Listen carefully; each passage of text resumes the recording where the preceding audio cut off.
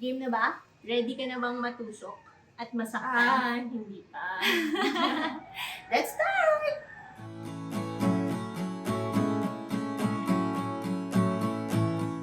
Hi everyone! We're back! Welcome to another episode on our channel. I'm Roma. I'm Celia. Of Common PH, and today we are going to make a Dish garden. disclaimer. This is a DIY challenge, so we're definitely doing this for the first time. Bakit ba natin kailangan gumawa din ng dish garden? Ano nga bang month today? February. February, lalabas ang episode na to. And what is February? Valentine's month. So, baka you can do this activity with your loved ones, your special someone.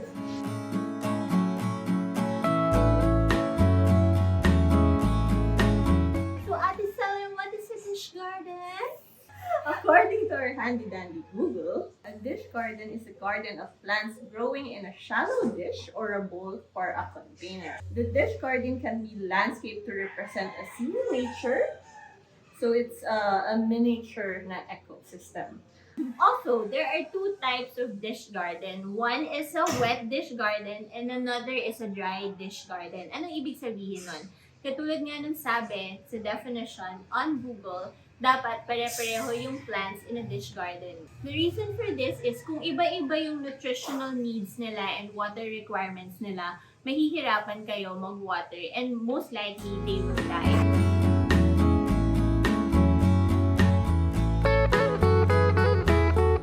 Okay, so this is our first time to buy cactus online. Please, let it be a good experience. We're seeing green, we're seeing green. It's still green, I'm so happy. One good cactus. It's alive! It's alive! Actually, hindi natin sure if this one is a dead cactus or ito talagang color niya. Ano sa tingin niyo? Research natin yan later. Okay, may pag-asa tayo. Woo-hoo-hoo. It's alive. And it has babies. Yay! Okay guys, see you next year. Next year pa ako matatapos dito.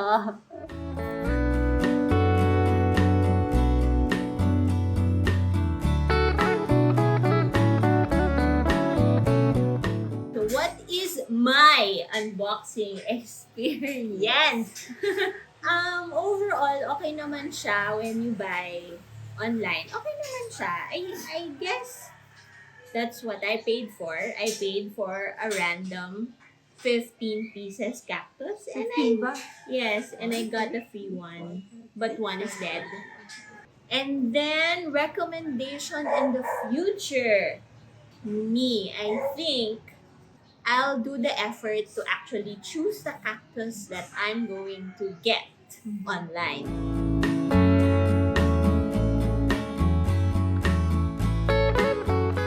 So, nasa kagubatan ako ngayon. Looking for twigs we can use for our dish garden. Tabi-tabi po. Time to dig. We've got twigs, people! Buti na yan, dahil puno. What is your vision? Vision is to look for rocks. And twigs.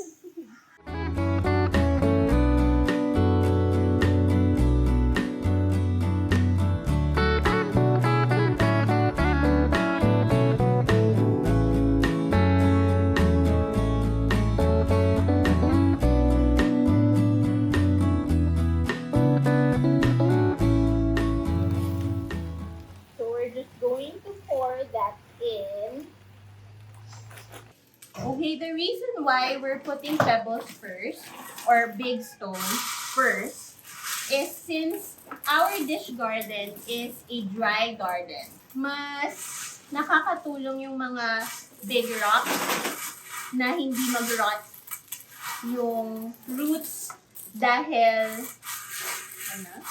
meron siyang protection from the base kung saan usually nag-accumulate yung water. So, instead na madirect yung roots doon sa water na nag-accumulate sa base, meron siyang protection na pebbles first. So, this one is really for protection also and for aeration. Okay, next is our potting mix. So, this one, we already bought it na it's really for cactus. So, it is already a mix that's ideal for cacti.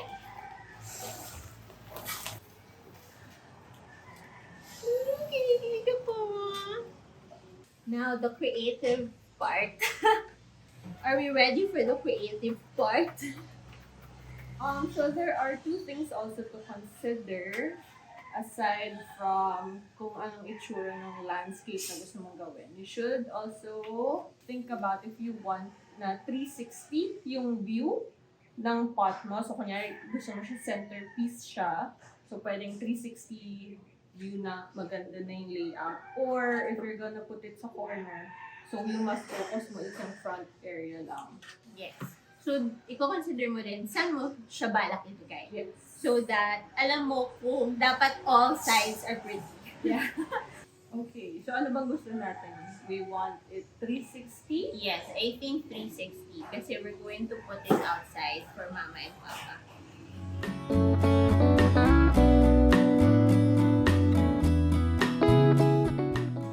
So, dito papaganahin nyo guys yung creativity nyo. Yes, dito nalalabas yung creativity. So, To make life easier, pwede din kayo tumingin ng pegs nyo on Pinterest, yes. mga ganon. Yes. Warning guys, kahit may gloves kayo sometimes, yung thorns, they still pierce through. So, please, ganda tayo dito.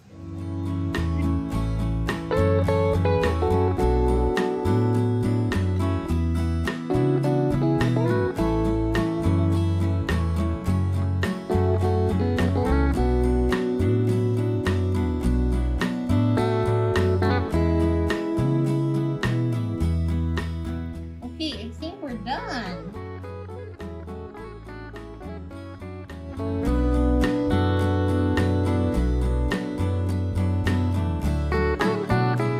Okay, so it's almost done. We're just checking kung on all sides balance siya. Medyo mahirap pala yung challenge na ginawa namin ni Ate Sel. Mas madali kung one side lang frontal. So pag all sides siya, dapat all sides, medyo it looks balanced. So for this side, right now it looks balanced. Let's check this one. Yes, I think so. Yes. Okay. Okay yung side na to. Cute. And then the last step is putting decorative pebbles on top.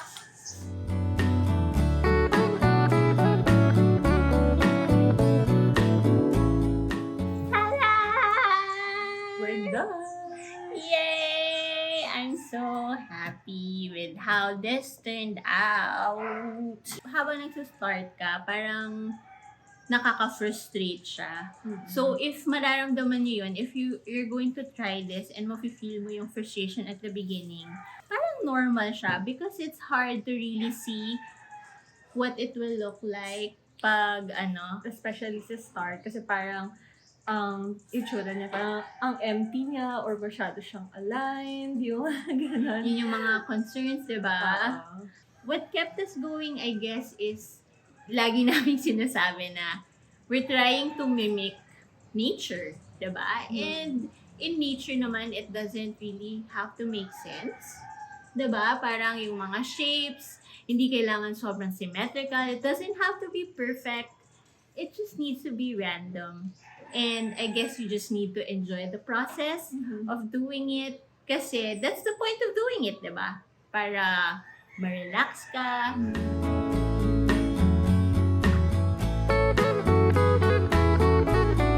So, if you're going to do a dish garden at home like us, a dry dish garden like us, I guess to end this video, we'll just give you a few tips on how to maintain your dry dish garden. Yeah. So since we use mga cactus, they don't really require a lot of water. So usually yung nagiging problem when you're taking care of cactus is na-overwater siya. So nagro-rot yung pinaka-roots. So you have to be very careful when you're adding water. Siguro once a week lang talaga siya. And then don't water the actual cactus, yung soil lang around. Yung paligid lang. And yung parang sobrang sparingly lang. Remember, ang cactus sa desert siya nagta-thrive, diba? Wala talagang water doon. So, it can really survive yung walang tubigan ng matagal. Namamatay siya talaga sa tubig. So, talagang perfect low maintenance garden siya. That's it. We're so excited to give this to our mama and papa. And ang problem na lang namin is paano namin itatago sa kanila dahil Medyo malaki siya. sobrang laki nito. And mabigat. Yes, and hopefully you like this episode. Please comment if you have suggestions. And if you haven't, make sure to subscribe and share our video with your friends and family. And support our community. Thank you. Happy Valentine's! Bye! Hindi ko kaya. I believe in you. Kaya ko to. Happy Valentine's to you. Wow! Tingin. Naghirapan mo hanggang gabi. Namin ni Ate Sel. Ang ganda. At least yung low maintenance, ano?